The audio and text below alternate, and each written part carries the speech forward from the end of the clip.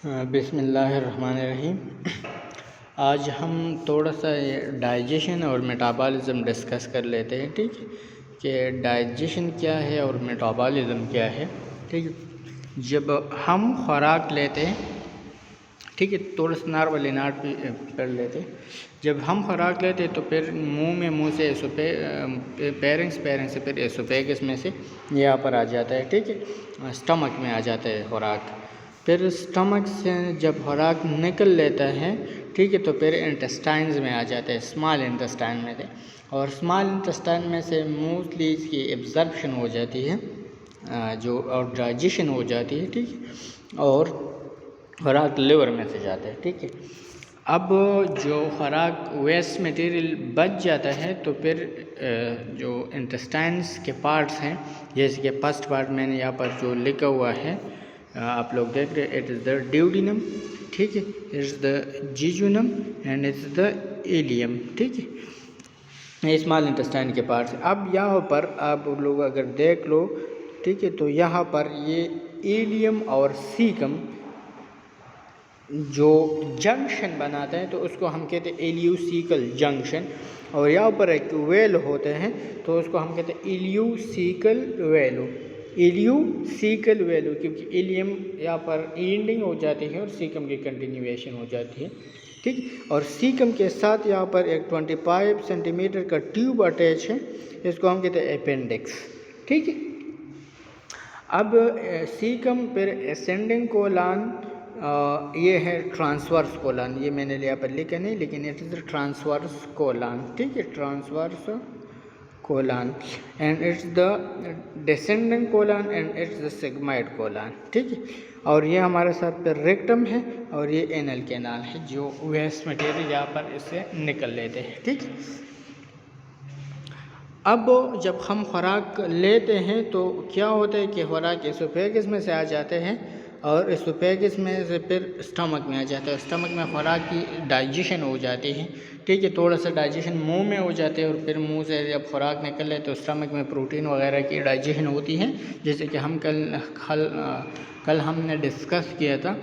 ठीक, ये सारे चीज़ें जब फिर खुराक इंटेस्टाइन में से आ जाती है तो इंटेस्टाइन में से तो फिर ये पोर्टल वेन के ज़रिए से, ठीक है, पोर्टल वेन के ज़रिए से ये खुराक यहाँ से एब्जॉर्ब होके लिवर में आ जाता है।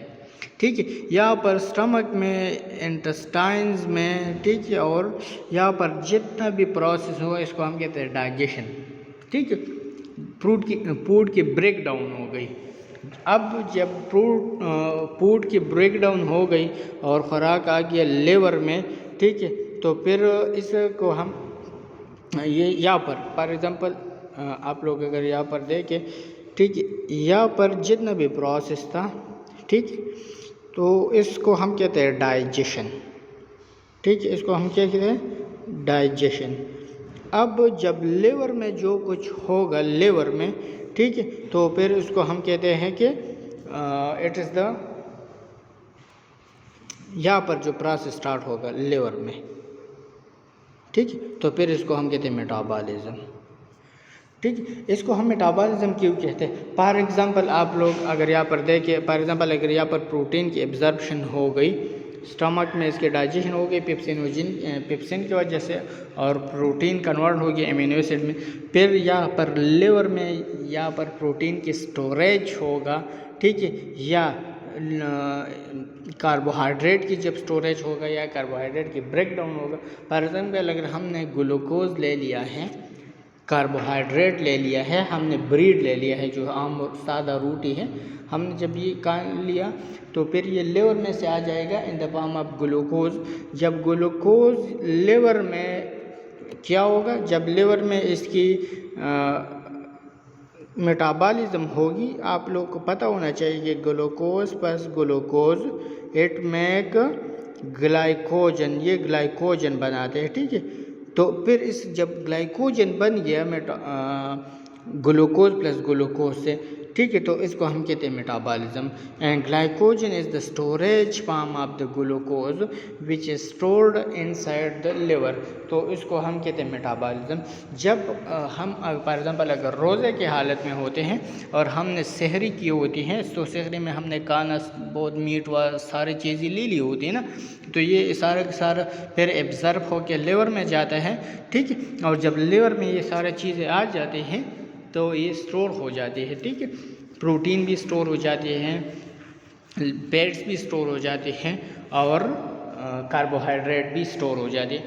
अब हम तकरीबन 14-15 घंटे जब रोज़ा रख लेते हैं या कोई और फास्टिंग की कंडीशन हो या कोई स्टारवेशन हो, ठीक है, या अगर किसी को खुराक ना मिले, किसी को कैद में रखा होता है, ठीक, तो फिर ये लिवर से कार्बोहाइड्रेट की ब्रेक डाउन दोबारा शुरू हो जाती है, ग्लाइकोलिसिस शुरू हो जाती है, ग्लाइकोजन की ब्रेक डाउन शुरू हो जाती है।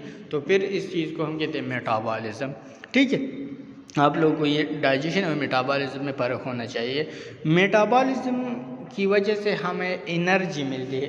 The biological process which take place inside the cell is called metabolism, ठीक है। फिर इसके कुछ टाइप्स है, कैटाबॉलिज्म, एनाबॉलिज्म, एम्पीबॉलिज्म, ठीक है। लेकिन इससे जो हमें एनर्जी मिलती है, फॉर एग्जांपल अगर कोई ओबीस कंडीशन हो, आप लोग इसको ज़रा गौर से सुन लें, ओबीस कंडीशन, मोटापा अगर हो, ठीक है, तो फिर डॉक्टर उसको कहते हैं कि आप कार्बोहाइड्रेट ना लें। फॉर एग्जांपल आप रोटी खाना छोड़ दें और सब कुछ खाएं। जब आप रोटी खाना छोड़ देते हैं तो आपका जितना भी कार्बोहाइड्रेट है वो तो ख़त्म हो जाते हैं, ठीक है। तो अब आपके जो पेट में सबकुटेनियस टिश्यूज़ है, जो पेट्स जमा हुए हैं, तो फिर पेट्स की कन्वर्जन हो जाती है कार्बोहाइड्रेट में, ठीक है। तो फिर जब आपका पेट की कन्वर्जन जब हो जाती है तो बहुत सारे पेट कार्बोहाइड्रेट में कन्वर्ट हो जाते हैं और ये इनडायरेक्टली यूज़ हो जाते हैं।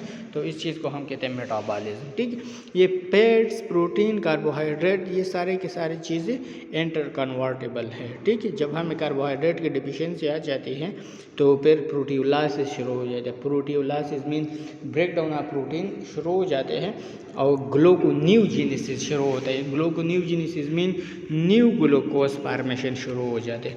तो ये सारे की सारी चीज़ें जो हैं ये हमें मेटाबॉलिज्म है। फिर यहाँ पर खुराक वगैरह जब हम लेते हैं, ठीक है, तो फिर ये यहाँ से लिवर में से निकल कर इंफीरियर वेना केवा, ठीक है, इंफीरियर वेना केवा फिर यहाँ पर हार्ट में आ जाता है, ठीक है। और फिर हार्ट में से जब ब्लड हम सारे के सारे ब्लड फिर लंग्स में से जाते हैं थ्रू द राइट वेंट्रिकल, और फिर यहाँ पर दोबारा जब लंग में से आ जाते तो through the right left atrium, और फिर लेफ्ट वेंट्रिकल से सारे के सारे बॉडी में निकल जाते। तो फिर यहाँ पर किडनी में से थोड़ा सा खुराक ब्लड आ जाते हैं, ब्लड की फिर फिल्ट्रेशन हो जाती है और फिल्ट्रेशन में यहाँ पर फिर यूरिन बन जाता है, ठीक है, जब हमने कोई पानी वगैरह ली होगी, ठीक है। Thank you.